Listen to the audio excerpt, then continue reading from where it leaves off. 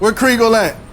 We got He says you. I taught him all this. Hey, I learned a few things from this guy. You make those tear ducts open up. I didn't, but you gotta ask the right question. Yeah, it's doing the homework first. Yeah, exactly. You make me cry, though. Yeah, I'm jumping the car. I'm trying to get you too. Welcome back to another episode of The Art of Ward. I'm excited about my guest today. Well, I'm excited about every guest, but this guest today is a friend, he's a former colleague, and one of the best storytellers of our time. He's also been called one of the finest boxing writers of our time. He's a New York Times bestseller several times over. He just released his latest book entitled The Baddest Man, The Making of Mike Tyson. I want to welcome to the show the highly acclaimed Mark Kreigel. Brother, I'm gonna go now. That's all I need, man. I normally don't, like, the intro was probably not, you deserve more, you know, with all the acclaim that you have and all that you've done it throughout your career. But this is different for you. You're normally sitting in my seat. Yeah. I'm waiting for you to come at me. I don't know how. How's this feel? I'm nervous, man. Man, I'm happy to have you. Anytime I interview somebody like yourself, I just interviewed Stephen A. Smith, former writer, analyst. You're a writer. I remember when he was a kid in the newsroom covering high school. Yeah. And he knew. Yeah. He played enough ball. Yes, he knew. I don't know if he would remember. I was still covering cops and courts, but I do remember when he was covering high school, we would run past names. And, I played ball too, just not particularly well. We're gonna get into that. Yeah. All right. But it's hard for me because I gotta come correct.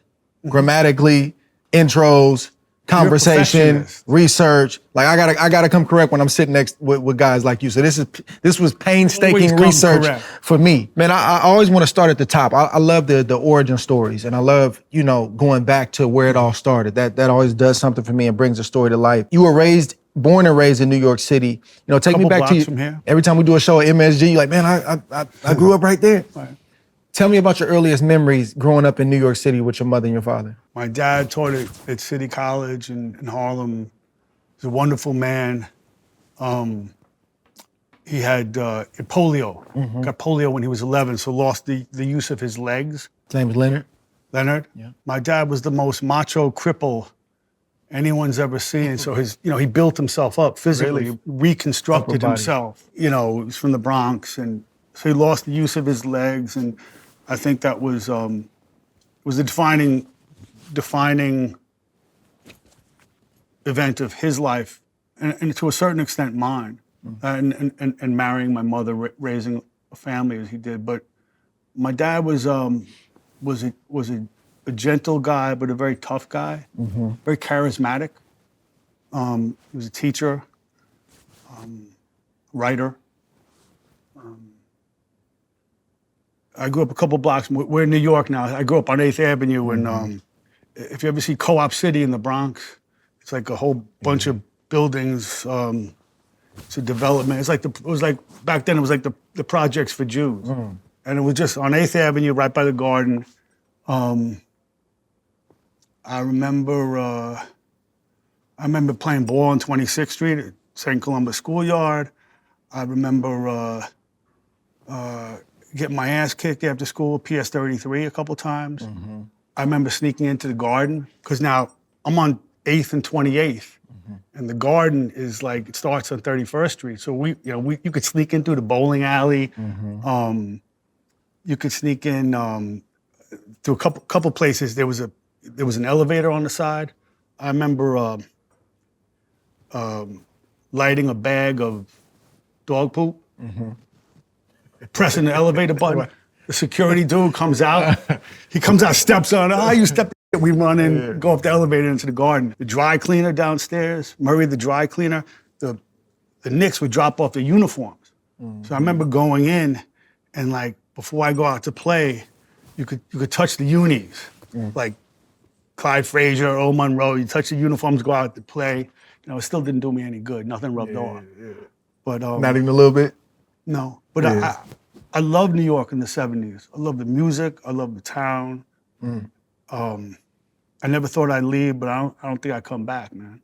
Too used to California. You hear a lot of New Yorkers that leave that say that. I never thought I'd leave, man. I never thought there was any other place in the world. And my wife's the same way. Mm-hmm. We met late in life, and I don't know if she'd come back either, I mean, I'm a little, what do we call it? You know, you remember me on the set. I'm a little high strung, and a little bit. I mean, I'm conditioned, man. I'm conditioned. Like no one can get in front of me in line. You know. Yeah, but talk to me about that, because that was one of my questions. Like, I used to meet, like, I'm from Northern California, and as a kid, as an amateur, you go to the National, so you see everybody. You see Philly kids, you see DC, you see New York kids, and the New York kid was always, he acted older than he was. I'm looking at you. I'm looking at the Curtis Stevens and the Joe Greens and these guys. I'm like, man, hold on, man. Y'all are my age. Like, what are y'all talking? And they just always had an old soul. Like they had to grow up fast. What is that about the New York kid? They were different. I don't know if it's like this today, but everybody mixed. I go around the country now. I don't see people mixing. At gyms, some Mexican gyms, black gyms, white, whatever it is. Like when we went to the park, everybody was there. So the kids from the projects, the kids from my block, the kids from tenements, everybody's mixed in, and it was democratizing, and it made you slick, and you knew everybody, and you knew when someone was trying to get over on you. You learned those skills. And I remember like going to college or going to summer camp. I'm way beyond these kids. And in the way, it was almost like, and again, I don't think that I'm not sure that this is true anymore. How New York was to the rest of the nation was how New York produced great point guards because they were smarter and they were slicker, and that goes from Bob Cousy to Mark Jackson to Pearl Washington, Nate Archibald, all these great point guards, because they were crafty and they were a few paces ahead. And I think that when New York was best, when I love it the most, there's something to that point guard analogy. Like New Yorkers figured out the game ahead of everyone else. When it came to boxing, there was always a great New York fighter, even if like Ray Robinson, he wasn't necessarily from New York, and boxing was woven in. Basketball and boxing were woven into the fabric of this town. I mean, a place like Jimmy's Corner, which you see like in Raging Bull. I remember when we were on strike in the newspaper business, we go to Jimmy's Corner. He would take care of us. Everyone on strike, you could run a tab. But I think that this town made you a little bit slicker. Some of us a little bit louder. Yeah. And I know because we've talked about kids you met in the amateurs. It wasn't just louder, it was also like, I know something you don't know. And a lot of it, at least in my generation, not me, but you learn to talk better. And there can be an advantage to that. I never had any doubt that this was the center of the planet. Like I remember Ali Frazier.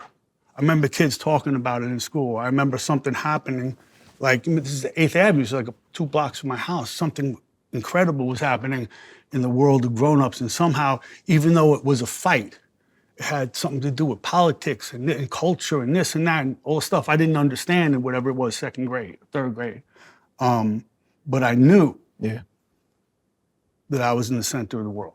That's wild to me, being from where I'm from, and even like just California as a whole. But now people, when you hear California, for a non-Californian, they think Southern California. Northern's a whole, we're two totally different places. But like, you have these massive events happening, like you could throw a stone and hit MSG. That's crazy to me to think about, because I gotta drive 20 minutes, 30 minutes to my nearest arena from where I live. So the fact that MSG, and then MSG at that is right there, that I can't even fathom how that is. First time my father took me to a ball game, we had to go up in the players' elevator because handicapped, right? And I went up with, Phil Jackson was there, and a guy named Bob Kaufman from the Buffalo Braves. I think it was Christmas 1970 or 71. And I just thought like, oh, I'm in the middle of the planet. I remember, because the dry cleaner couldn't go. giving me tickets for the Knicks Celtics in 1973 in double overtime. I'm watching this. It's like, That's crazy. And also there was a sense, now it's different. There were a couple things coming up in New York that were city rituals. The Golden Gloves at the Garden. And there was always a great New York fighter, like, say, Camacho, okay? But also you had a sense that the great basketball players were from New York, and this was the city game. I don't think that's the case anymore.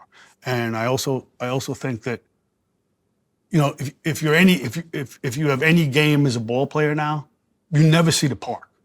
Yeah, it's different. Never. You're on an AAU squad. Specialty training. You're you're being picked up and dropped off where you need to go. You're not on your bike, running, walking. I mean, I associate playing ball with New York in that it was the park. Yeah. The game was 32 by 2s. Yeah. The smell of Chiba. Yeah. And a big ass box radio.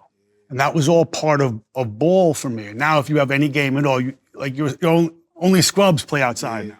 It may be a cliche, but I don't think it's a lie. I think that through the decades, the New York athlete, the high school kid who comes up, point guards, whatever, New York fighters do have a swagger. And it's not, it's real. And it's part of, the act is part of the game. And I think even though he came of age upstate, in many respects, Tyson was a New York fighter. And he had the most swagger. I mean, he had swagger on a different level. It became one of the most, if not the most potent part of his arsenal. But I remember you telling me about kids in the amateurs in New York, like, where'd you get this swagger from? Part of it is you think you're smarter and slicker because you've met different types of people, you've been in different types of circumstances, but also because that's part of what's called for here. What up, fight fans? It's your boy Ak. We have a super entertaining fight coming your way. Join in on all the action with our partners at DraftKings. Okay, Barack, the Mexican monster, right? Mike Tyson coined David Benavidez. He's fighting Anthony Yard, who I respect very much. Right. He's a very good fighter. This fight is going to be more competitive than people think. We know what Benavidez can do, but Yard has a chip on his shoulder, and he knows the opportunity that's in front of him. First of all Anthony Yard's fights are competitive. The thing is that he's fighting somebody who's young. Yeah. He's fighting somebody who's young, who's on a tremendous roll, one of the best fighters in the world. I don't know how long that fight might last, but I do think that he might feel that this is one of his last chances. Yeah. So when a fighter feels like that, he's gonna come in shape. It's gonna be a tough fight. This is going to be one of those fights that you don't wanna miss. Check out everything that DraftKings has to offer and sign up with our code ATSFights. The crown is yours. With so many different ways to play, DraftKings has something for every sports fan. Join in on the action all night long. See what DraftKings has to offer via the app or the website. Join in on the action right now. I can't believe you guys are still standing there. Go download the DraftKings app right now. And new customers, use our promo code ATSFights to level up your fight night experience.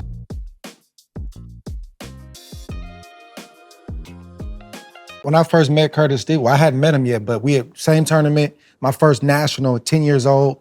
I'm in my room resting, and the coaches would go downstairs and they'd be drinking and doing their stuff at night, but they'd be talking smack. Verge came up the next morning, was like, "Hey man, it's a kid from Brooklyn, Brownsville." I was like, I didn't know what that was. And Coach Andre Rozier, they were down there bragging. He said, my nephew grew up under Mike Tyson's doorstep. Like that's what they were clinging to. But there's also there was a sense of pride. When you go back to this idea of swagger and the culture of New York, I'm not passing myself off as a hip hop guy or a historian, but I do not think it's any damn accident at all that hip hop was invented in New York, in the Bronx. That these seminal rappers came out of Brooklyn. I don't think it's, when you talk about the folklore of Mike Tyson and Brownsville, that's the original Murder Incorporated neighborhood. And it doesn't matter if it was Blacks, Jews, Hispanics, Italians. It was always some version of Murder Incorporated, and that came with a certain swagger. And I think that one of the things that I truly love about New York is that it's always a tale of ethnic succession, so that it doesn't matter if it's politics, crime, music, ball, or boxing. One group replaces another group. So that, you start off in Tyson's neighborhood with Murder Incorporated, and you end up with all these like legendary stick-up kids who became, some of them became bosses and others became dead. Yeah. But the continuum, the way that cycles through time, whoever lands here goes through the same stuff. That to me is what the New York swagger is about. But how much of it? I guess what I'm asking is how much of it is real, how much of it is substance, right? So, like I said, you got crabs in a bucket in every city and every state, but I've seen New York. I'll just say fighters right now. I've seen them have to.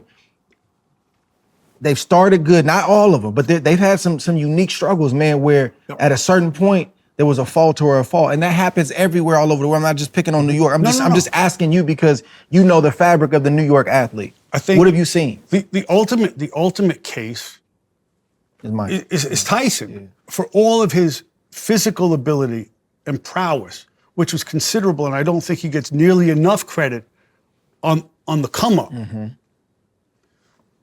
Once the fear is punctured, he becomes easier to beat. But that's the character part. So what's the fall off? Like, what is the fall off from? I mean, look, it depends. It depends on the guy or the woman. It depends on the politician. It depends on, the artist. It depends on the athlete. Does your talk match the deed? For each guy, it's different. For each guy, there's a different breaking point. I mean, it's funny. One of the interesting cases, like Zab Judah, whose dad knew Mike as a kid. Yeah. I mean, it's in the and they're Brownsville guys. If you're a Brownsville guy, you're expected to act. You can't show any vulnerability, right? And what's the one thing we all have? Vulnerability, man. So, if you probe, and you were an expert at this in the ring, if you probe, right, Kovalev was a scary guy, but you're going to find a vulnerability. The question is, where does it come? And I think that in the case of Mike, my opinion here, one of the many reasons he became a much nicer guy in the last act was because he's no longer a fighter. And when you're obligated to play this persona, hey man, it necessitates certain things in the rest of your life. It's almost like I'm reading this book a friend of mine did on Tupac. And he's like a really sweet kid. He's a nice kid. He's in a drama program, in Baltimore. He's like a theater kid. But he gets mixed up in hip hop, and there is a persona that he's playing. Now, turns out he was a tough kid. He was a reckless kid, but it's always having to prove that gets you jammed up, that gets you in trouble. It's tough because it can kill you. Yeah, it can kill you, or it can ruin your life and give you a lot of heartache and pain. Because my pastor always says, he said, man, be who you are, because what you win the people with, you got to do that to keep them. Yes. So if I win you with rawr, I got to be that, because as soon as I stop being that, they're like, that's not what I'm following you for. If I'm the money man, I got to be the money man all the time, because that's what you won the people with. But it also necessitates, it's like, once you start playing the role, whether you're in entertainment or sport, once you start playing the role and you're getting paid for playing that role, now you're obligated to play. No one wants to see you become like a pacifist. No, not at all. Especially in the sport of boxing. Right. You know, it's interesting because Verge sort of like reverse engineered my psyche. Yeah. It went the opposite way. Like he would point to the Mike Tyson mentality and he would say, we got to learn how to beat that. Because there's a lot more of that out there than it is the humble guy. I didn't say humble, but just a guy that is quiet, but really is about that life when it comes down to it in that ring or on whatever sport he's playing. Verse said, you're not going to look the part, but you're going to have it. And he would work on my mind, even at the Nationals, with Curtis. It's an anti-New York mentality. And I always, and I think you know this, from the beginning, I admire that. I admire that so much because New York, in many respects, not all, it's built on deed, but it's also built on reputation. Right. And in boxing especially, that can create some funny situations. But in the case of a fighter like Mike, you can never show any vulnerability. You can't do it. Also, the other thing with Mike and with other fighters too, but it's most pronounced in Tyson, is that he came up in the street, he came up in Brownsville, which is like, it's its own thing. And that was a particularly brutal time to grow up in Brownsville. But then when you're incarcerated, especially as a juvenile, and you're in and you're out and you're in and out, the place where you really can't show any vulnerability is inside.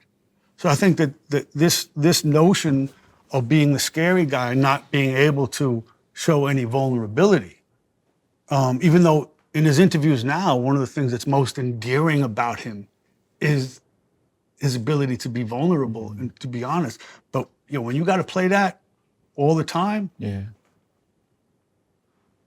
But what happened? And it goes to this point I've always. Because you don't always for a fighter, even an athlete, but boxing, even a street guy. Yeah. You don't want to wake up and be that guy every single day. But once you are that guy, you have to be that guy. Yeah. I can't.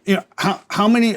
I've covered so many guys who stick up kids and they became like big bosses, but they couldn't let anything pass. Mm-hmm. And this is a theme that runs throughout this. They couldn't let anything pass because once your reputation is damaged, then then someone else is going to try to punk you, and that runs all through this book. Yeah. And I think it's that way for all athletes, but fighters in particular. I'll never forget. First time I go to spar in Gleason's, and I'm scared. But just the act of going up and coming through the ropes, and then you realize I'm on a platform and guys are watching me. So there's three real actors in this play, man. There's you, there's me, and there's the audience. Mm-hmm.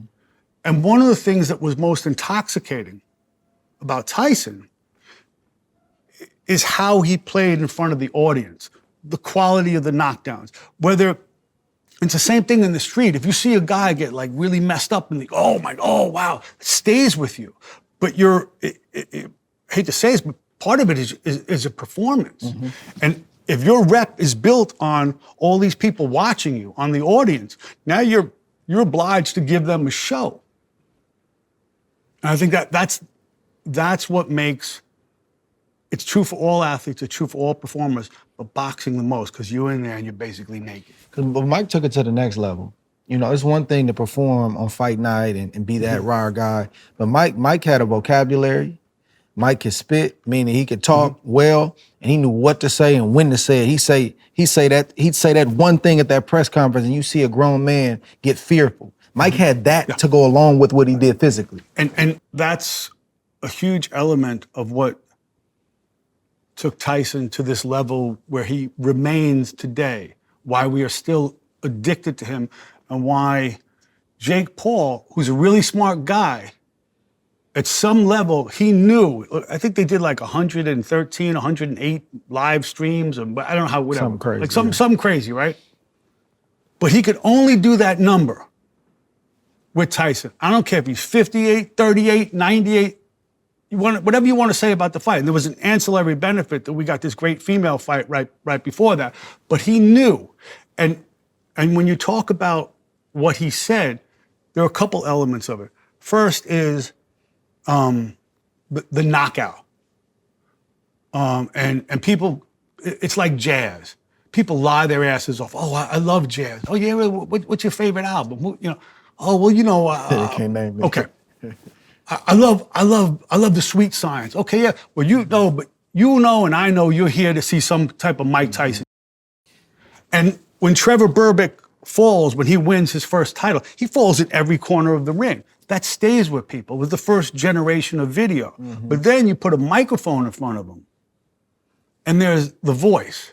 And you go, wait, and you're trying to reconcile his voice with the destruction you just saw. And then it's the stuff that comes out.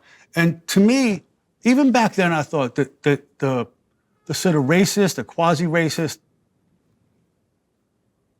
thing that kept popping up in the assessment of Mike Tyson was that he was stupid. He's the smartest son of a... You know, he's smart. Yeah. Very smart. That always rubbed me the wrong way, even when I hated him. And the stuff he cited was so extraordinary. Some of it came from Customato. Yeah. Okay, like, I'm gonna put the bone up through his, you know, and his handlers were like, oh my God, he didn't say that. Don't lie, he said it, and it came from Cuss. But it did the opposite of scare people away from it. Wait, what did he say? I gotta hear that again. The famous speech that everyone remembers as a goof, I'm gonna eat your children, where that really started was, this is after a really quick knockout, Lou Savarese in Scotland. Yeah. And he comes out, Lennox, I'm gonna eat your children. But the whole time, he's grieving in camp. He doesn't even train, because a kid he grew up with, who he did time with in Spofford, which was the infamous juvenile detention center out here in the Bronx, had been killed. One of these stick-up kids he'd been killed. A guy named Darryl Baum, called him homicide.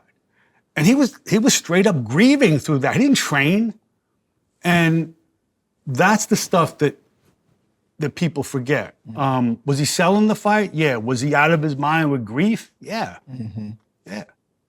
Let me take it back to your father, man. You had an interesting quote. You said, my father was very charismatic, a crippled man, writing about the nature of masculinity. It informed almost everything I've ever written.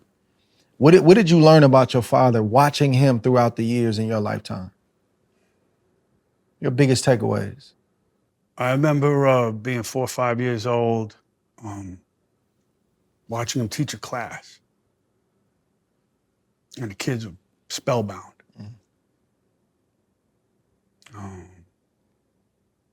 I remember reading sentences and paragraphs of his that I wish he never sold anything. I mean, but never had commercial success. And thinking how beautiful the sentences were. And to me, the real unit of beauty, the measure of beauty for me is in a sentence. I remember what I think was his frustration in not having commercial success, but he was a different kind of writer. He felt that, not having commercial success? I think so. He would never admit it. I remember my earliest memories of him were of him working out. Like, we had like the old iron barbells sitting on the floor doing, you know, he was massive up here. And I remember he'd take me out to a football, tell me who was a good ball player, who wasn't. And I remember him falling. So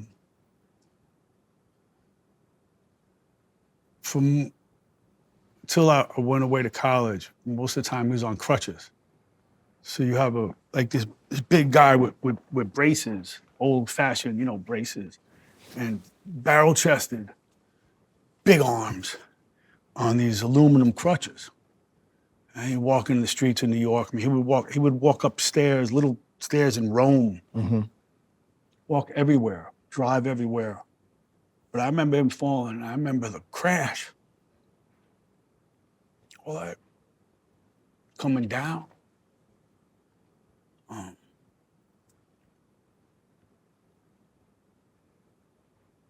The sound of it and the might of it, like a wave it just hit. And he was Superman to me. You don't want to see your father, falling. And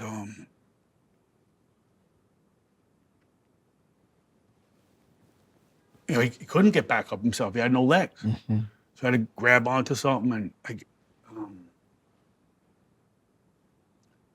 pull himself up, or reluctantly and furiously accepting help. And you're 4 or 5 years old. I can't. This big son of a is like 200 and some odd pounds. Like how? So no one wants to see their father fall. But I remember that. I remember the crash of it coming down, like a tidal wave. But it's interesting to me, just that what he dealt with didn't limit him or cripple his mind. Like he was very. That's the part I'm saying. Like, what did you learn from him pressing, even though he had that limitation? That there are no excuses. There are no excuses. I mean, he's poor and crippled and born in the Bronx. I'm middle class, born in Manhattan. There are no excuses.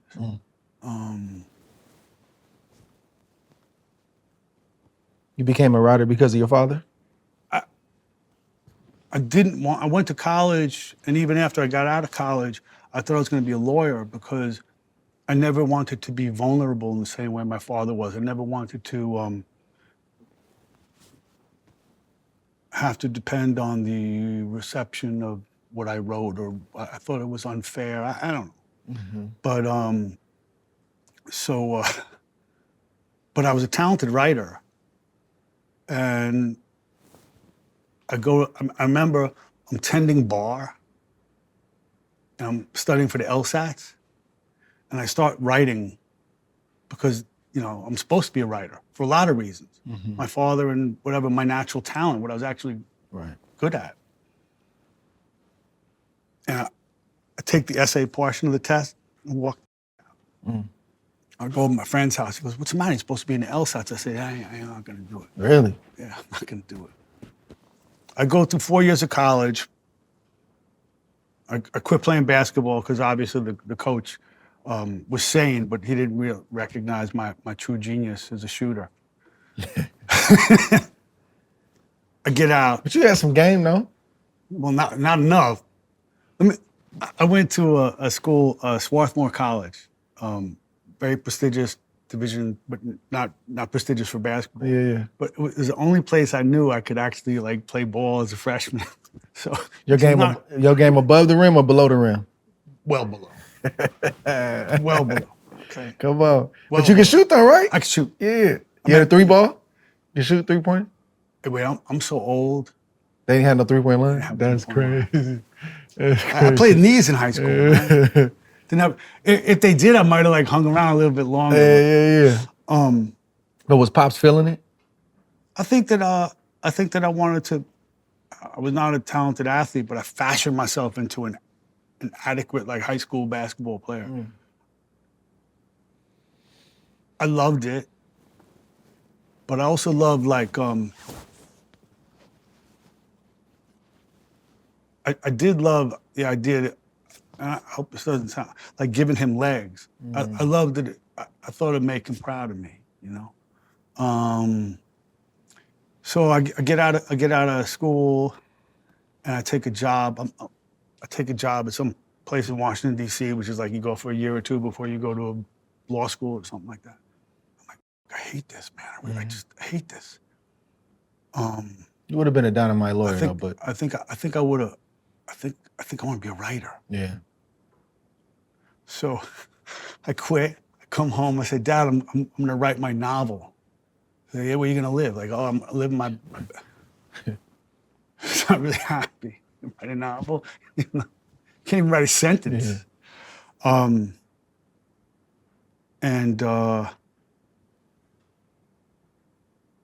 I remember being torn down that year, trying to think of what I was supposed to be. And I went through the books on his shelves, you know, which is mostly like male American literature. And a lot of it about, you know, how to be a good man or a tough man or whatever, you know. It all had an influence. Yeah. Later, I did find on his shelf, a student of his gave him a book about boxing. My dad liked boxing, so I thought that he thought of himself as a fighter, and it's not a particularly original metaphor. But I found a book called Reading the Fights on his shelf. It's a beautiful anthology of boxing writing. And it was from one of his students who said, keep on fighting. And this is 88 now, and I start looking through the book, and there are beautiful, beautiful boxing stories. Like Pete Hamill, who was my mentor, my rabbi in the newspaper business, wrote a beautiful eulogy for Cus D'Amato.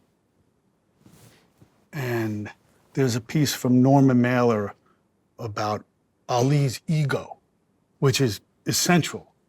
And then there was another piece on the death of a Welsh fighter by Hugh McIlvanney, great, I think, Scottish columnist, about the death of Johnny Owen, who was killed in a fight with Lupe Pintor in LA in 1980. And I'm reading it. I think, holy, like, I mean, this is beautiful. I think I can sort of do this without knowing that this was I think this was the sport I was supposed to write about. I didn't know that then, but I kept returning to it. And those books on my father's shelf, Norman Mailer collection I found this extraordinary account of the Patterson-Liston fight. All of it wound up in here. In one way or another, in my head, or like Patterson-Liston is central in this. Like, you know, Cus D'Amato builds up Floyd Patterson, who really ain't much more than a middleweight. And he makes him the youngest heavyweight champion ever, which is extraordinary, insane. And then he gets demolished by Liston. And I think, and Liston figures very heavily in the Tyson story. Everyone was scared of Liston because he was the scary black guy. And it was so much, he should have been redeemed. This country should have embraced him, and he was scorned from the White House on down. And what Tyson's handlers didn't understand was that the world had changed. It was okay to be Sonny Liston now, but I found all this stuff on my father's shelf, this ego piece by Norman Mailer, and now I think the boxing is a symphony of ego. All of this stuff that I found on his shelf that later winds up in here. I remember you telling me, we were talking about your doc. You said, hey, I found this, I don't know if it was a duffel bag or a Foot Locker or something, with all your dad's stuff. And I think of that shelf in our apartment with his books. That was telling me something. You know, it shaped the nature of my ambition. I mean, I became a sports writer by accident, and my entree into it was basketball. But once I found boxing, you know, I didn't feel like covering the Mets or the Jets, but boxing, it was a gift. I remember the first big fight I covered, Bo Holyfield won. I'm watching it, and I remember like a glob of like Vaseline flying off Evander's face, like ready to hit him with an uppercut. And like it was brutal, but I'm thinking, oh wow, this is what it's about. This is beautiful. Might be terrible, it's violent. Damn, I understand what all those guys were writing about. This is where I want to be. You write about many things, but you know, like I was close to my father before he passed in 2002. And, you know, like we mentioned, you've got multiple New York Times bestsellers, you know, columns, essays, and you're writing about complex family dynamics and more specifically with fathers and son. What is it about the father-son relationship that draws you?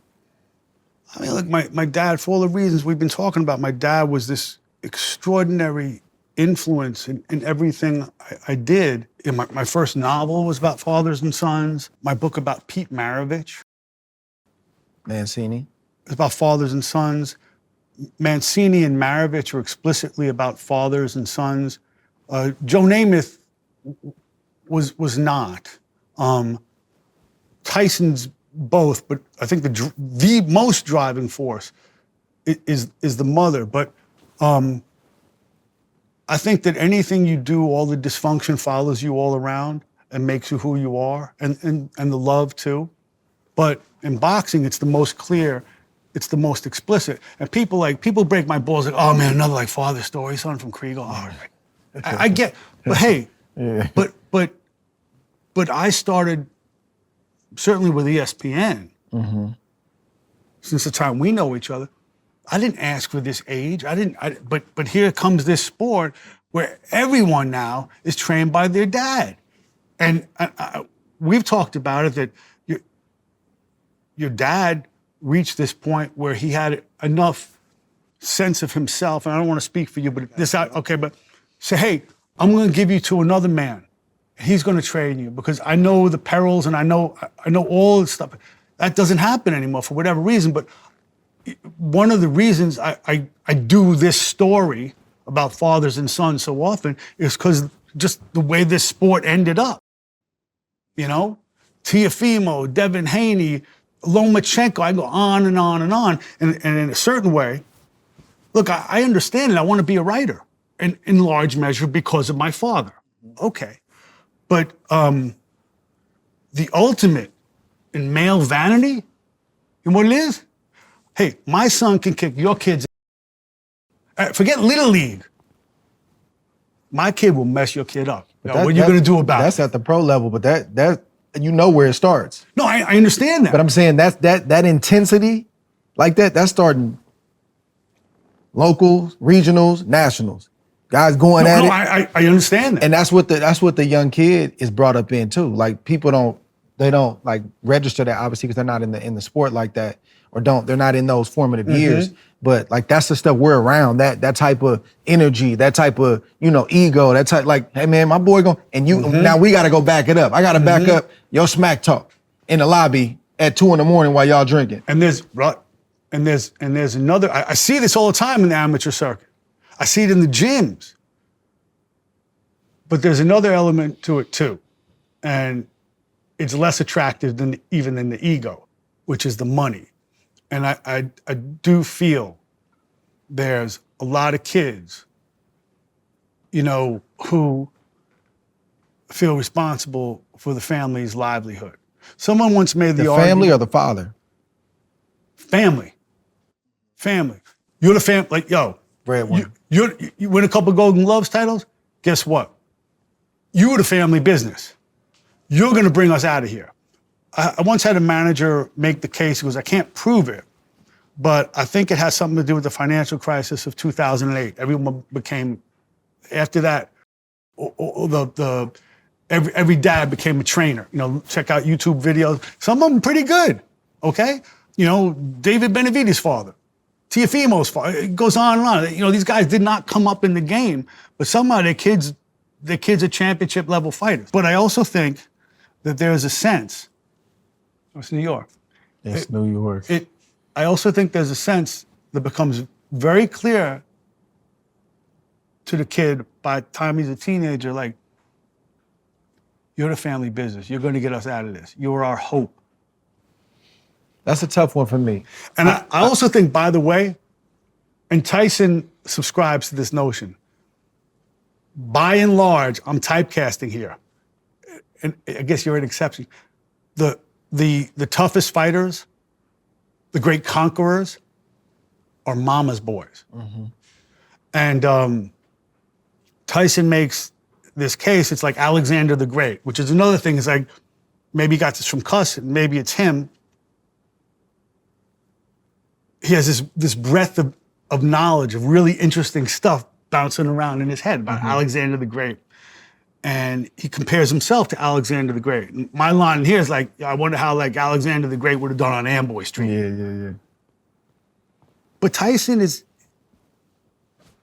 mom's not really available to him. You know, after his dad splits, she's broken. He knows that. And he can never, at least from his autobiography, which is a great resource in this, he comes back and I won this title, I'm gonna be the greatest. Well, there's always someone better, someone's gonna, and he can never get that love.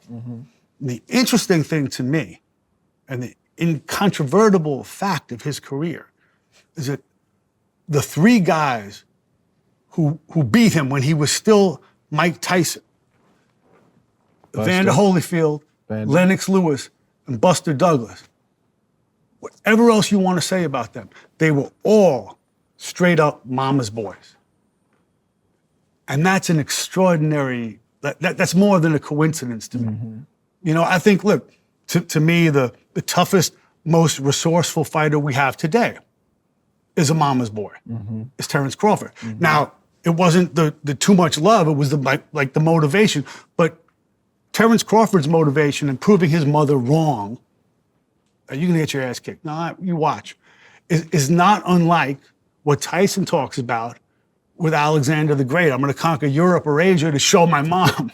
And somehow, at least anecdotally here, the motivation that comes from the mom side is even more potent than the stuff that comes from the dad. Yeah, I think for me, I relate more to like a Mancini. Yeah. That's probably my favorite work from you, The Good Son. That's probably the most compelling, most relatable, because my father passed and I made promises. You know, I made promises to my dad, you know, when he was dead, the day he died. I leaned in and I knew he couldn't hear me, but I said it, you know, more so for me than him, because I felt myself teetering. Like I wanted to just abandon everything and just bolt. So Mancini, promising his father a world championship that he didn't get. When he was still alive. When he was still alive, and then finally getting the world championship, and then 6 months later, killing the man in the ring. And that forever shaped his career, shaped his life. I didn't do that, but I would always think about even those moments that if this ever happened, I knew that I'm done. I can't go forward. But when I look at that story, and even Kim's mother, Duko Kim, his mother committed suicide 3 months after he died of brain damage. But the father-son, like, man, the motivation and the fire from the dad, like, that's what I relate to. It's funny, I didn't want to do this book because I didn't want to go back to the 90s when I was like a columnist who knew everything about everybody. But Mancini I wanted to do. And Mancini, the publisher wasn't crazy about it. You're supposed to be doing a book on Jordan. Supposed to be doing a book on Jordan. How can you not want to do a book on Michael Jordan? For one of the same reasons I didn't want to do a book about Tyson. What the hell am I going to say? The bar is so high. Yeah. What are you going to say that's new? What's a new way of thinking about him? And I think also it was too fresh. He hadn't left the stage long enough. Mancini was forgotten. But you're right in that the father-son thing was most compelling to me. And I had this idea of Ray, who I knew from California, Ray talking to ghosts. What you mean? Kim and his brother. And there's another element here because he's religious, so he believes in an afterlife, and the ghosts were real to him. And I started thinking about Ray and his present life in California, and I remember those fights. And Ray was like, it's hard to remember now. It's hard to remember what this was like now because boxing was a major league sport, and it was on Saturday and Sunday, and it was on network TV, and there was no internet. That's what you saw. And after Ray Leonard, there's a time where Ray Mancini is the highest paid athlete in America. Forget basketball, football, forget all that. Wow. And he's like in the perfect storm. He's from the Rust Belt. He's from, you know, a busted out factory town during the first term of Ronald Reagan. Youngstown?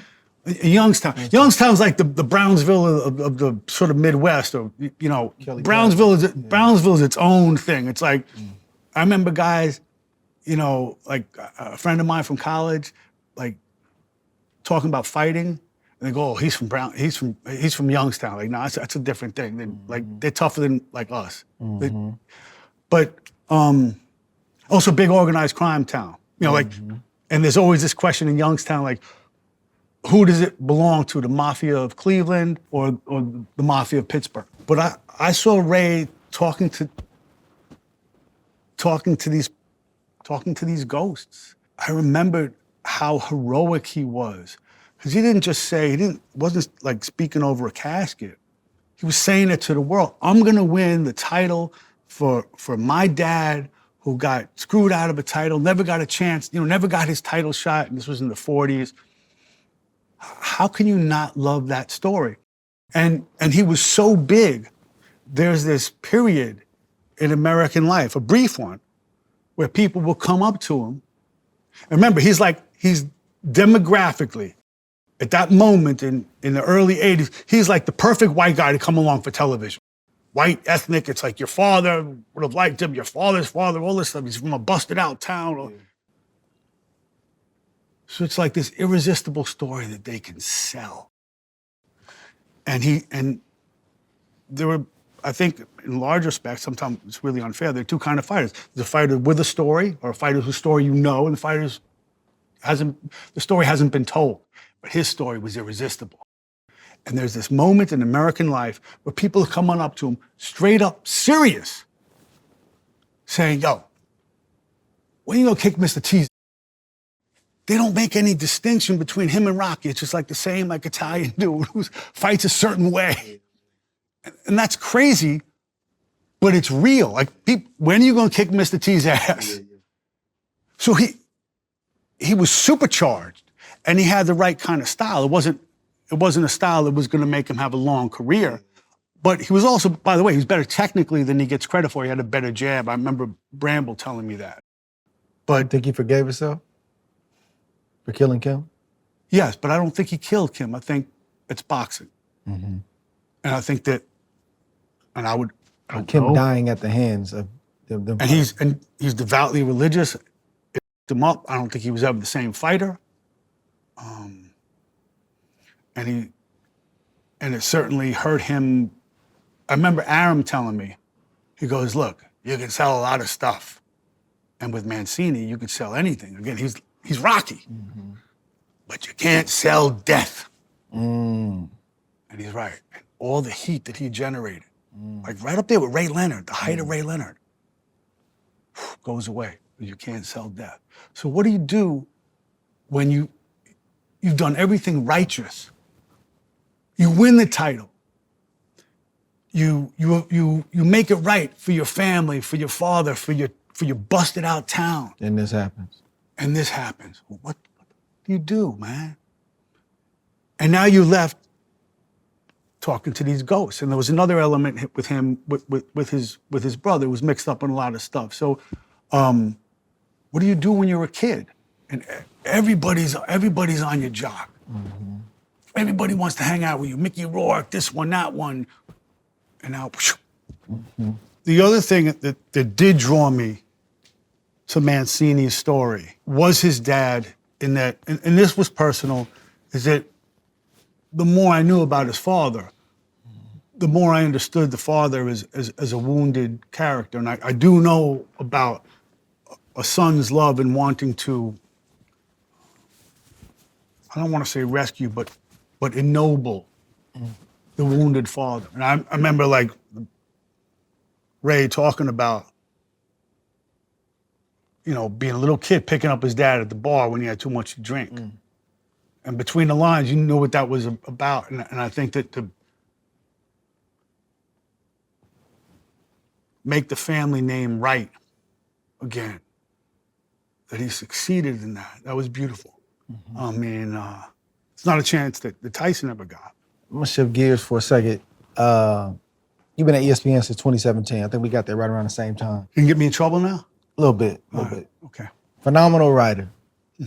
But you're not shy in front of that camera. Yeah. What do you like more? Do you like to write still currently more than you love to be in? Writing, and I've always hated writing. Come on, man. You just told me you loved it, and that's why you were drawn to it.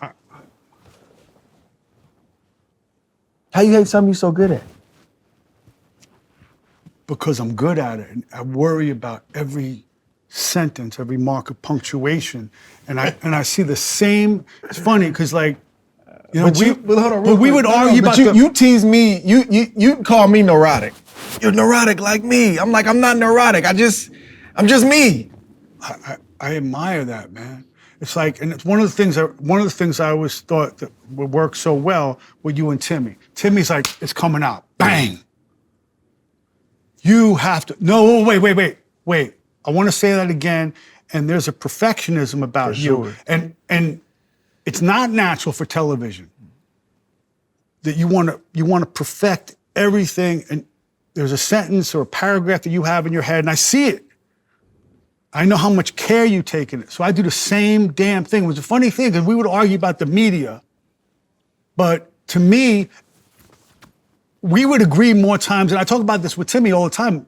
Like, we would usually agree. And most of our assessments came about the character of the fighter. And Timmy was like emotional and making a judgment right away. and it was about strategy. All right. You guys, and boom. Yeah. He would come out, and that's why I thought you guys were so great, and I miss it. Do you like being on camera? Yeah. Apparently you don't like writing. I like when it's done. Yeah, when it's finished, yeah. I'm happy when the pieces I'm happy when I crafted, which I like to take to the grave with me. I like the beginning of this. I like the end of it. There are characters in here I love. There are paragraphs and sentences I love. I'm proud of myself. I'm happy when it's finished. I go, damn, I am. Mm-hmm. We saw you in the middle of this book. We saw you in the middle of this book. And I was worse than usual. How's the book? Ah, man, this thing's gonna kill me. Yeah. And you take a sip of espresso. Every time, if it doesn't kill you and doesn't make you cry, it ain't. I remember the first time it ever happened, I wrote a basketball piece about New York and basketball. And I got to the end, and I started to cry. I didn't know why. Yeah. But from that point on, I said, if it's a big thing, I get to the end and I don't cry, man, something's wrong. Mm-hmm. I was faking it.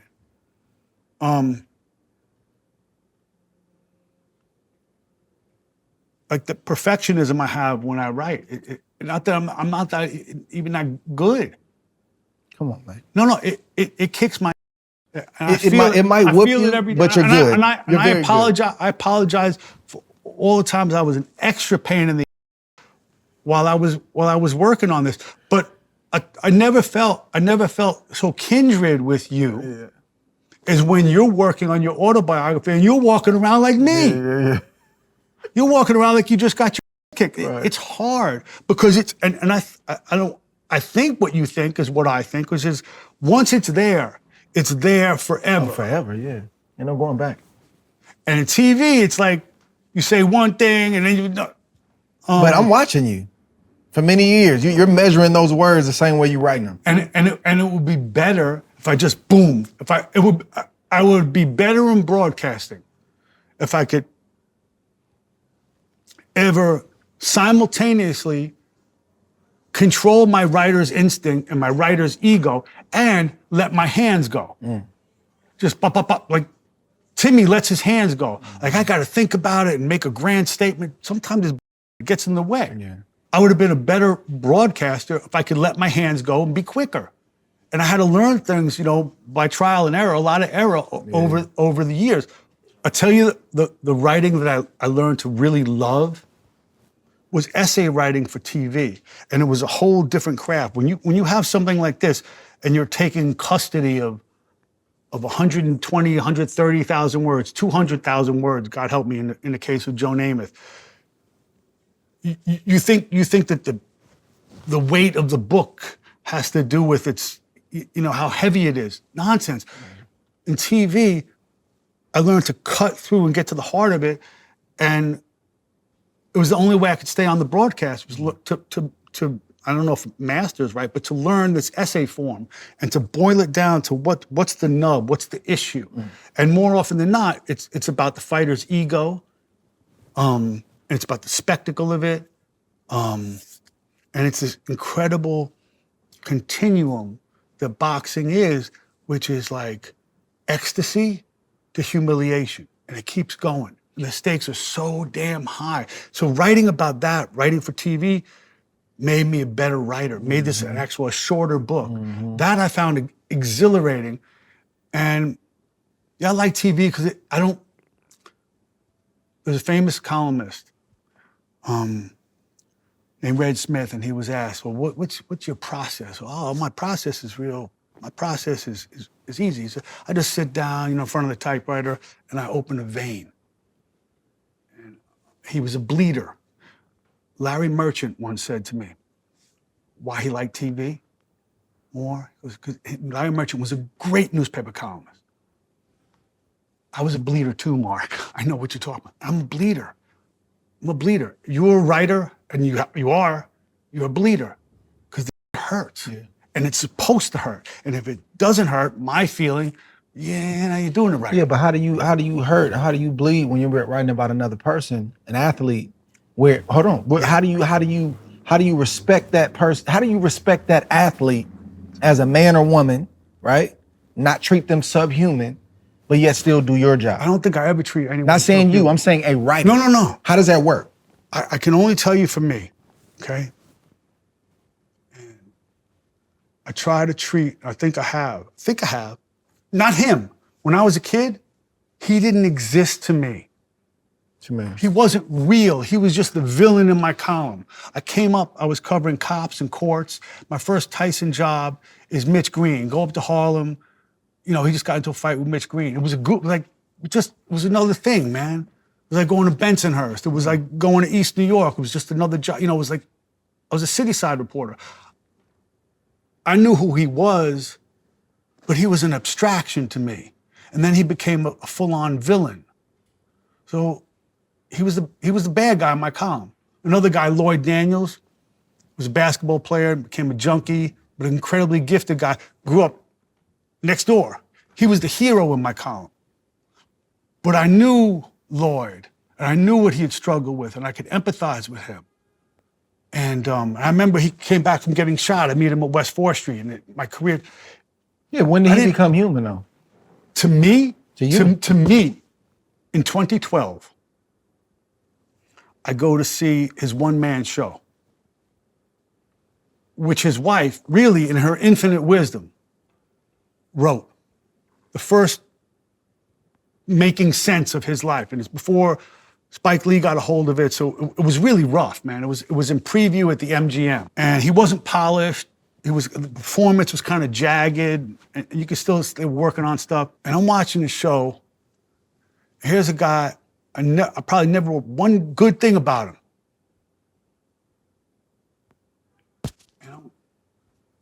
I told you before about crying. I'm up. I'm holding back the tears. I'm like, Tyson's making me cry. And with me, I'm doing a story. Meet backstage. I probably wrote more bad about you than anybody. Did he know who you were? So. Who knows? He might have, might not. I don't know what he remembered, what he didn't, or if he cared. Yeah. And I told him my first job was like Mitch Green. My first Tyson assignment. And then, I would get like tips at the city desk, like he threw stuff all over the house in the mansion in Bernardsville. Boom, front page. I'm a young reporter, man. I want to get on the front page. And he says to me, wow, how did that make you feel? How did it make you feel? So I started thinking about being a young reporter in this town, and like being on the front page and being in the heat of that mix, man. I'm like, it's like getting high. It was a form of, it was adrenaline, it was a rush, it was about New York, it was about Tyson, it was live, man. And I told him, he just kind of like, he nods. It's like, not in judgment, but acknowledging, like, yeah, it was all adrenalized. But that was the moment, I'm ashamed to say it, that he became full-on human to me. And How does that work? when I said, did you ever, I guess he was like 45 then. Mm-hmm. I said, did you ever imagine being here? He goes, what do you mean? Like, like being 45. And I could never imagine being this old. And that's the thing, it's one of the peculiarities and the beautiful things about the Tyson story, is that he outlived not just mine, but his own capacity to imagine. Yeah. He was born to die. There's a famous line about Sonny Liston, I'm probably mangling it, but that he was dying, or he started dying the moment he was born. Tyson was like that too. Mm-hmm. But here he is, and now he's in this place that no one could have anticipated. He's beloved. This book doesn't deal with that, but for the beginning, this book deals with why are we addicted to him? Why is he such an important figure in the American imagination? But if writers, right? Me and you talk about this a lot, and we have throughout the years. If writers don't have that moment like you had with Mike, when do they humanize athletes? When do they humanize fighters? If they don't have that moment. It goes back to what we're talking about before. I could say, guys that cover on camera, not. I need the guys who, when I go back to my room, I cry. Teofimo did that to me. So did his father. Like his father's voice, I heard that in this neighborhood my whole life. That voice, like in the park. Hey, bro. Yo, but I know what he went through, even when he's crazy. Or, I want to come on, what are you kidding me? The great thing about boxing, and I've said this before, boxing made me a little bit better writer than I actually am. Because it deals with all the stuff I wanted to deal with as a writer: fame, masculinity, how you deal with humiliation, heroism. What is heroism? What is fear? Mm-hmm. So all that stuff is explicit. You don't have to go searching for it. It's right out there. Because the protagonists, male, female, they're naked.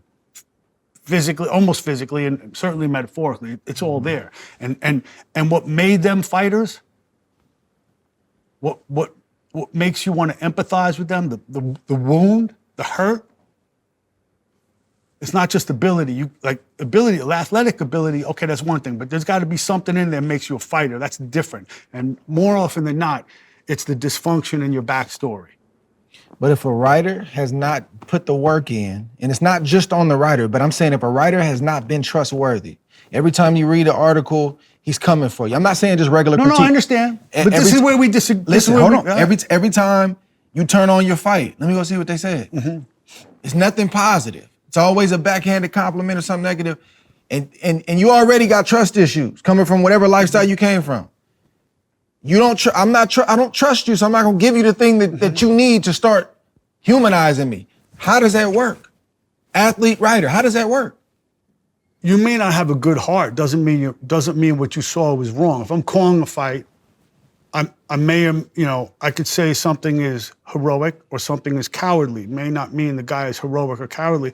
Do I know him personally? Maybe, maybe not. It's harder for me to call a guy a coward or to cite him for an ethical or moral fault if I don't know him. It's easy. It's hard if I do know him. It's easy. Confession. It's easy.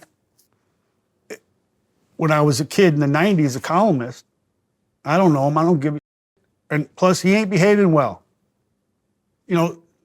some things I wrote were overboard. Some things weren't, man. You know? And Tyson's an extreme example, but and this is what I liked about the old media formula.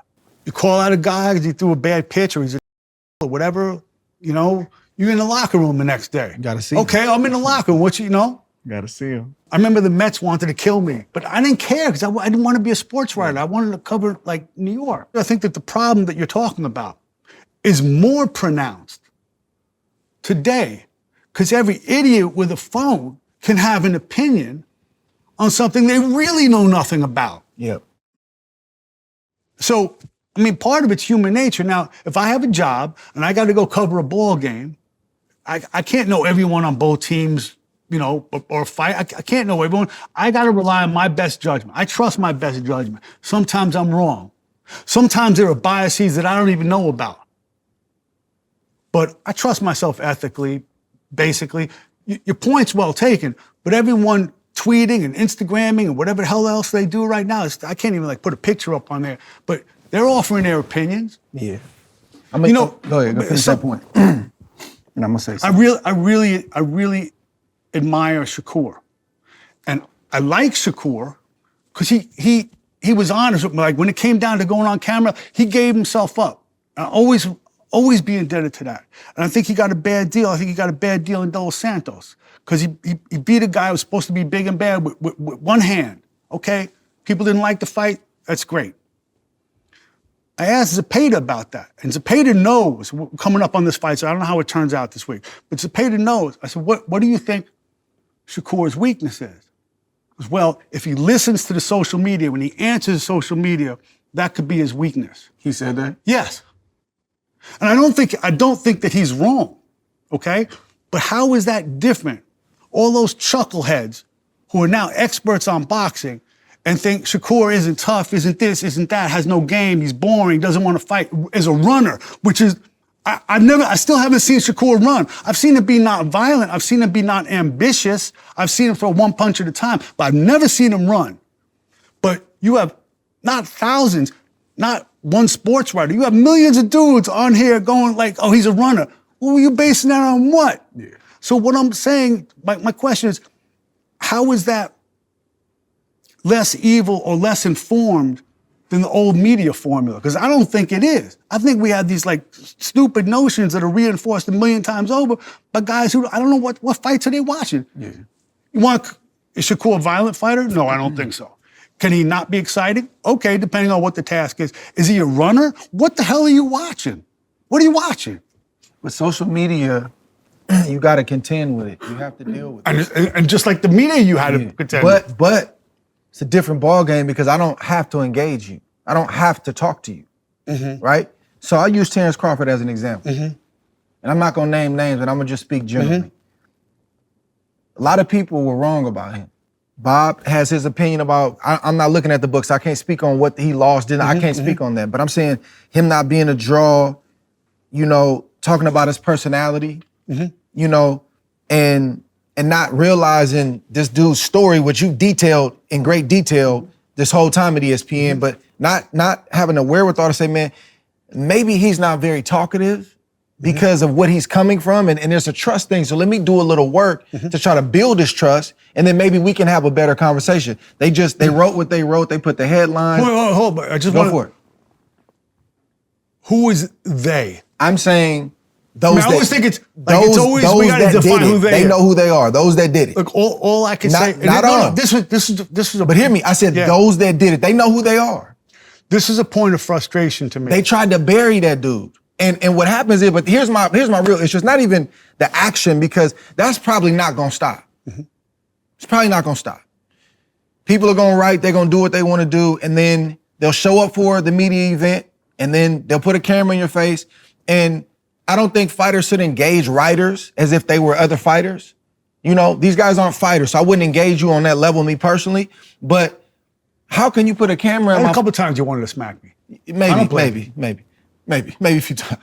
But no, you put it, just because you have a job to do, but man, you've been writing. I was just looking at The Last Dance the other day again, and I forgot all the stuff, because I was young when that stuff was happening, that they're writing about Michael Jordan. And I don't know what some of his relationship is with some of the media, but it's like these are cheap shots. But Michael Jordan didn't suffer from bad press. At times he did. His father died. He went to go play baseball. His airness. They had certain things that they said. Some of it in the media or press, like you're doing the best you can. Yeah, hold up. No, you're doing the. There's two. Let me get to Jordan, and I'll get to, because Crawford, I think, is an interest. I ain't done on Crawford yet. No, neither am I. Neither am I, and I agree with a lot of what you say. But like Jordan, man, you're there. You got something coming out the next day. You're doing the best you can on deadline. And but is it the best when like he retires and then they say that, oh, it's really a suspension and they're hiding something? Like those are personal things. Or his father dies, it's probably because of his gambling addiction. You're doing the best. That's doing the best you can. Do you think people didn't like? People think, and I was there, I covered it. People were on Jordan's jock, and they should have been. He was the greatest. Michael Jordan didn't suffer from bad press. And some but of the he did things, at times. Some of the things that are cynical, it's like you have a right to be cynical. He rose above it, though. I'll tell you what I think you're talking about, which is something that I was taught when I was a kid. I was a New York tabloid columnist. Probably everything you hate in the media. Okay, cool. And I was taught this, to your point. And man, you want to be like Shakespeare? Like, I don't, like, great. Knock yourself out. Go be Shakespeare on your own time. But right now, I want some red meat. I want red meat. I want some that sells newspapers. And they're allowed to ask you for that. And in one way or another, most consumers want some form of red meat. Certainly on the phone, on social media. You do the best you can in the time allotted. Some guys and women are good, fair, some not. I've seen both sides. I don't think Jordan suffered from bad press. I mean, it wasn't like he was in New York. And in New York especially, you talk about the New York swagger, we were expected. He's a global superstar though. No, but we were expected in New York. He transcended the city. But we were expected in New York. Yo, don't be guarding up the athletes. They could do that in Chicago. They definitely do it in LA. But New York, man, and you'd always like throw a punch just to make sure you were doing your job. Is that dishonest? Is that wrong? I don't know. I did the best I could as a kid. No. But I'm telling you. But there's some guys that are maliciously doing this stuff. I'm copping to what you said as a columnist, and I'll tell you why. I just told you, like, hey, this was the instructions. This is the job, man. You can't. If you're a New York City columnist, you can't. Forgive me. You can't be seen as straight. Same thing you were talking about, New York swagger. Yeah, man. Don't let him get away with that. It was a mindset. What's the non-New York guys' excuses? It depends on the cat. I always thought the other guys around the country were like much softer than we were. We were just like from the New York perspective. But let me go back to Crawford. I don't think the last time I spent as much time covering trying to think, on just a single assignment as I did on Crawford in Nebraska. Might have been a homicide in Brownsville of a cop who died in the Tilden Projects, where Shushu Carrington's from. I had a hard time selling that. I had a hard time selling the Crawford thing. And like people are like, well, who is he? Is he here or there? And ESPN gave me a lot of space. And a lot of time I took with that Crawford thing. And I'm really proud of it because I was in like the minutia of his life and Bomac's life. And I felt privileged to do that. And I wanted to show it around to everybody, like, look at this story. And a lot of it was about Crawford and his mom. And I didn't go easy on them. And Crawford and his kids, and Crawford driving to go wrestling with his kids 3, 4 hours, 5 hours in the damn car. Probably because he didn't, his dad wasn't able, his dad was in the Navy. Mm-hmm. And I loved that goddamn story. And I wanted everyone to read it. And then we did another version, like sort of on camera, with him and his mom. And it was a hard story. And I remember he fought Benavidez. And if you go back, you look at the rating for that fight, it did a really good number. I mean, like great.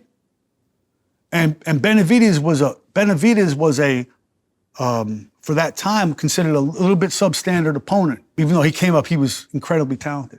And the fight got juiced up because Benavidez went to go slap him at the weigh-in. Crawford has a story. It's an incredibly dramatic story, and I think it was undersold. And you don't have to be like a song and dance guy to sell a fight. Interesting case, you know, Floyd Mayweather says, what do I got to do to sell? And to my mind, he reconstructed himself. And he became this incredibly, probably the second most lucrative fighter after Tyson. But Terence shouldn't have been asked to do anything other than what he did. My opinion. That's my point. I think that, wait, I'm sorry, who are these other guys who like, are household words that are selling? That's my point. He needed, but here's the thing. To me, what Terence got blamed for is the inability to get him a sufficiently worthy opponent. So what do we have? We're covering Amir Khan. Who's really gonna, that outcome is in doubt? This is the thing that has plagued this generation of the sport. And it really came down on Terence. A success, after he goes to 47, whether Spence was promised or not, they never got him. They never got him Spence. And he had to run through so many damn hoops to get Spence, even after he left. But to my earlier point, that's also a fight that many wrote about and said it's not gonna happen. Right. And Terence said, we can figure it out. I talked to Spence, we can figure it out. That fight, that should have been the primary goal for Terence Crawford. Not just Terence, but I'm saying his team. But I got a question though, okay? Where was, I've done stories on Errol Spence, okay? He was a great fighter. I've seen him in the gym, like beat up like light heavyweights or cruiserweights, incredibly strong guy. No one ever questioned Spence's drawing power. Was he a bundle of personality? No. Like when I look at Terence Crawford, I see a complicated, interesting guy with a story. And if you can't tell that story, shame on you. But the biggest thing in boxing, you want to sell a fighter? The first thing you do, you want to quibble with him because of his style or this or that. The first thing you do, get him an opponent worthy of his titles, worthy of his ability, an opponent who you see him fight and you will remember. But you can't fabricate that, and you got to take. You got to take what you're given sometimes. And what I'm saying about Crawford is, and I can name 10 fighters right now. I think I'm with you on this argument. I can name 10 fighters right now that have not had a marquee matchup, but because we like him, he's our guy, and we got a good rapport. You're gonna think he's the next coming. Terence Crawford. I think that's true in But we're just talking boxing right now. Terence Crawford. The biggest issue is that things will be said and done, and then when you overcome the thing that they said that you couldn't do many times over, which he's done, he got the fight. He performed in the fight. His stature grew. He continued to win, right? He's making more money than he's ever made before. Oh, and then he got the Canelo fight that many said he wasn't going to get. But here's the thing where I lose respect a lot of times for those that are speaking about our sport that we're lifers in. We're risking our life to be in. They never come back and apologize and say, man, I was wrong about this guy. And the same energy that I have, doing the best that I can to make sure I meet this deadline, we don't put that same energy I've done it with Mike. You did it with me, yeah. Yeah, but I mean, but I'm saying, we don't come back and say, you know what? Man, I was wrong about that guy. You were right. We don't try to balance out them scales or right that wrong. And we just normalize this stuff. It goes. Last thing. We normalize it, Krieg. And then when you do get on the soapbox and start to elevate your voice and speak about it, oh, nobody wants to hear that. Man, I love this sport and I love the fighters that's in it. I do too. And I'm not saying you don't. And I don't appreciate those kind of things, whether it's coming my way. I'm not saying critique. Sometimes fighters just sensitive. Some of the toughest guys in the world, But you can't tell them something because they sensitive about their work. And it's like, dude, you shouldn't have felt that way about that. Right. But then sometimes you got an agenda. You trying to really bury this dude. But you just said it. Sometimes you look at. I remember the Benavidez fight, and I could not love Crawford more. But I had done a story about Benavidez getting shot in the knee before, and I saw him hobbling on that. He just couldn't. It's a real story. So I talk about now he's hobbling on that knee late in the round, and Terence is like, "Yo, what you made about his knee for?" You think. That ain't your fault. But I'm not taking anything away from you, Terence. I mean, and Benavidez did a lot better. He did do better in that fight than I thought he was going to do. I thought he was just going to get housed from the beginning. But here's another element here that is particular to our time in boxing, and that is the inability of promoters to make the fights that fighters should have. Now, talk all you want about Shakur. How popular would he be if he had fought Tank Davis, if he just had the fights he wanted? All of these guys, you know the first thing in making a guy popular, want to make people care about your story? Put him in a big fight. Tommy Hearns, you cared about him, fought Ray Leonard. You saw what was best in both of those guys' souls. You saw how tough Ray Leonard was. But if you're not matching guys up and you can't make fights, geez, my God, Don King and Bob Arum could do business together. But these guys out here today, they can't. I don't think we know. Well, they haven't been able to for the last, I don't know how many years. And that has resulted in, my opinion, a presumption against a lot of guys who haven't gotten the fights they should have. Look, why isn't David Benavidez a household name? Because Canelo hasn't fought him. That's straight up, that's the truth of it. I don't think we know really how to make a star in boxing. I do. You put him in big fights. I don't think, because you know how many fighters crashed and burned trying to beat Floyd Mayweather? Oh, the money man. No, bro. You got to add the jail time in. You got to add the headline about this. You got to add this in that he overcame. There is no secret sauce to becoming a star. I think that there's, I don't there know are if there's elements. Yes, if you can have the marquee name, that'll help you. Yes, if the media, they know your story and they embrace it and endear themselves to you because of it, that can be a reason. But that's not a guarantee. Danny Jacobs got knockouts. Danny Jacobs has a tremendous story. The man beat cancer and is still beating cancer. And I didn't see the media. I didn't see the media flocking to him like that. He's got a great personality. Smiles, clean cut. I remember going takes care of his son. Look, I remember. There's no but there's no source of controversy.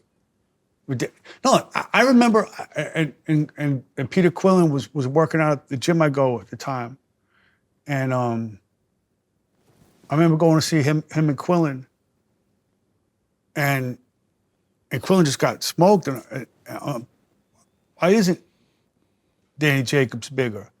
But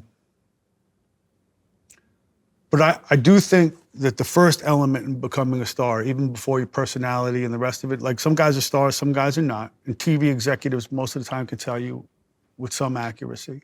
Writers can tell you who has the it factor, who doesn't. But the one thing we're lacking today is a consistent source of good matchups. Maybe that changes now with TKO so I don't know.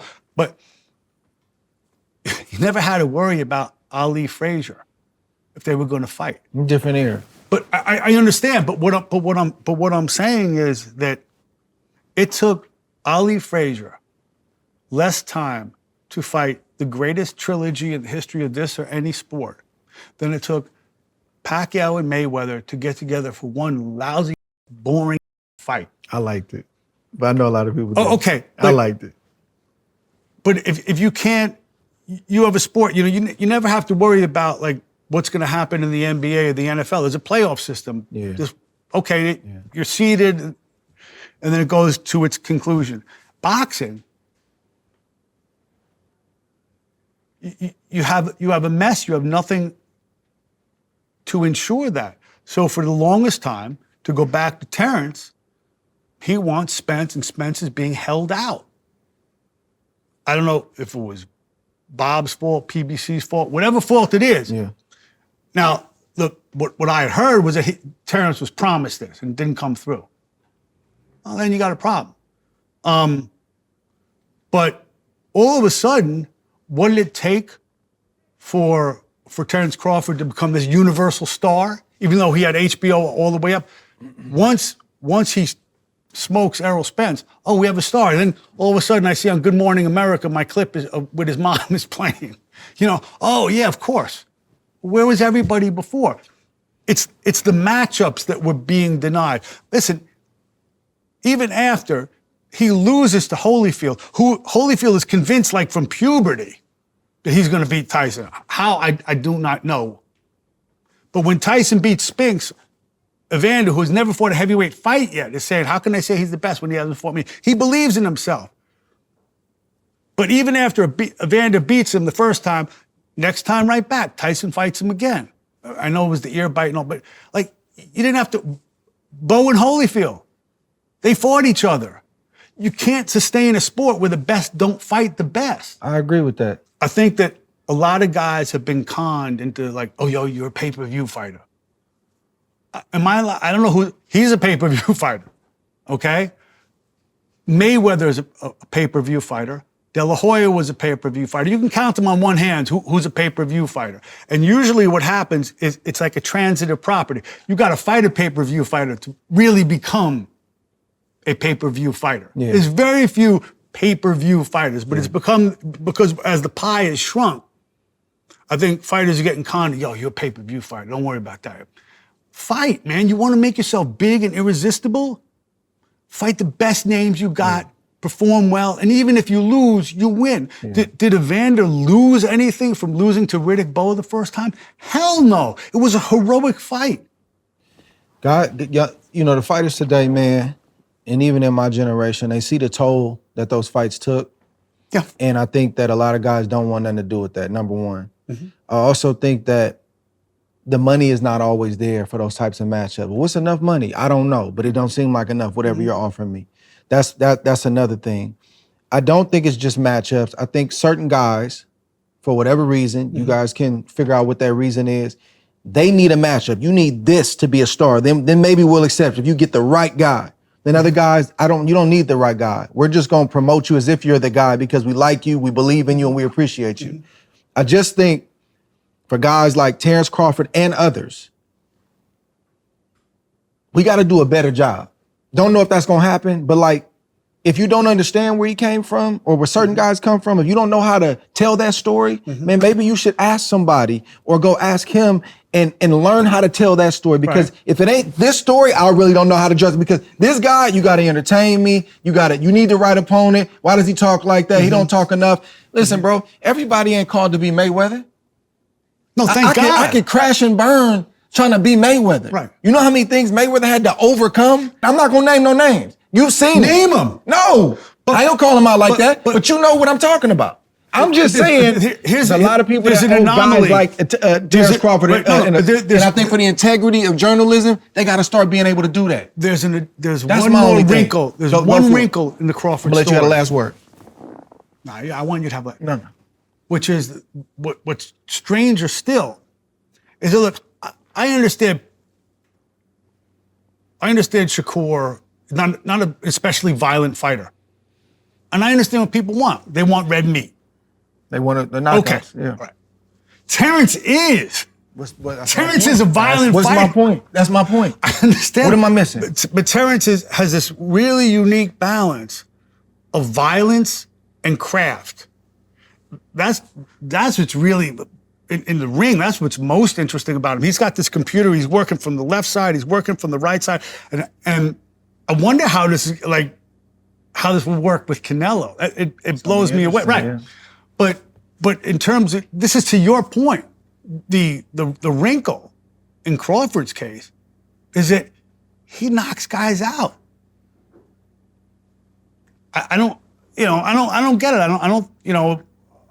I disagree with you, as I have somewhat, about the media, but I really don't disagree with you about Crawford. It shouldn't have been considered a burden to sell him. It's like, we got this guy. You can't guarantee a guy is going to sell, even if you say the most glaring things about him. But I think the things that were said were unfair, and I think it's a lot of people that owe him an apology. That probably won't happen, but you know, his success is speaking loud right now.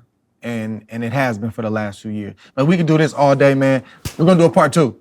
Okay. Appreciate you, man. Wonderful read, wonderful Thank you book. so much. Man, that's it, man. Me and Krieg can do it. This is what we did at ESPN, driving in the cars before we went on television live, man. We just talking, man, and getting it in. That's my brother. I appreciate him. Man, that's another episode of The Art of War. We'll see you next time.